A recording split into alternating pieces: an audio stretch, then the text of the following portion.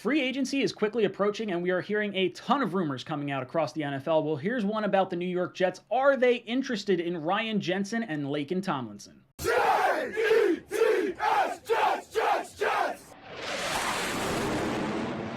Welcome in, gang. My name's Ryan. I'll be your pilot. If you're new here, hit that subscribe button. If you've been here before, welcome back. I love having you here.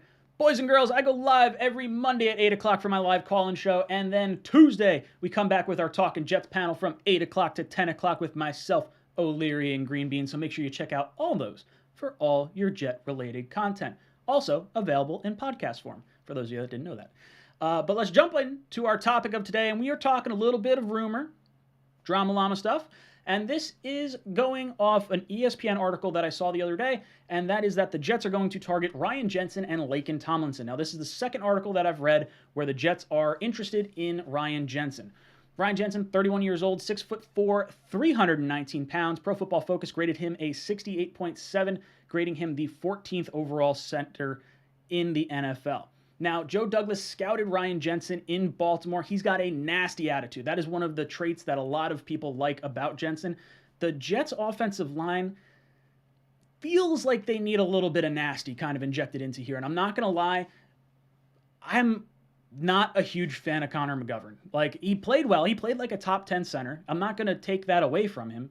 But when your quarterback gets hit, like in the Patriots game, and he's kind of reeling on the ground, why is there no one in the face of the defense? And that probably irked me more than any type of play, and that might be why the Jets are looking into center at this point. I think they want someone to have Zach's back and to have a nasty streak, and that's why you're hearing the Jensen rumor, the Bozeman, the Linderbaum interviews, the switching of Zion Johnson from guard to center. There's a lot of talk about this, so I can absolutely see this happen.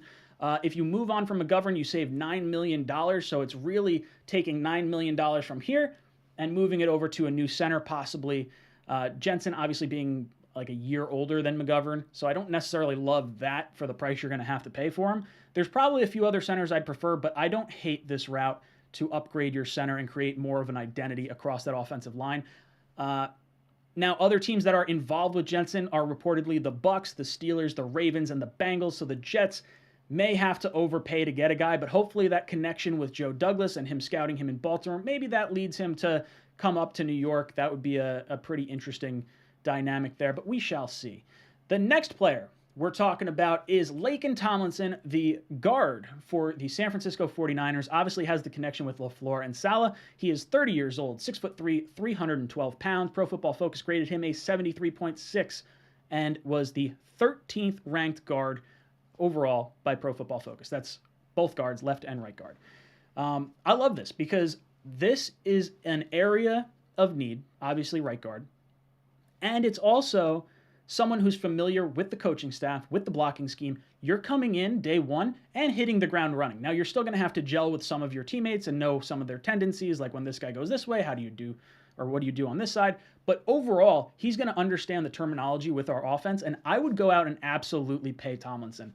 He's someone, for me, if you can solve offensive line in free agency, you got two guys on rookie contracts in Becton and AVT, I would like to approach this year's draft at the top end with defense, and then in the back end of the draft, go kind of the opposite approach we saw this last draft. Last draft, we took a lot of defensive players, take a lot of swings, see who winds up sticking. We wound up getting Michael Carter II, Brandon Eccles. We found a lot of really nice gems later in the draft. I think we wind up flip-flopping that, and you try to see a little bit more depth added later in the draft for the offensive line. And hopefully you can groom someone up by the time Tomlinson or Jensen or whoever you plug in at the offensive line is ready to retire or move on to another team. So I really like this. Now, he's rarely hurt. That is absolutely a huge, huge ability. The best ability is availability. Other teams involved, the Bengals, the Panthers, the Steelers, the Seahawks, and the Vikings. So the Jets are going to have a little bit of competition. I do think that the Jets have an inside track here because of that relationship with LaFleur, and I think it's something they should really seriously consider exploiting here.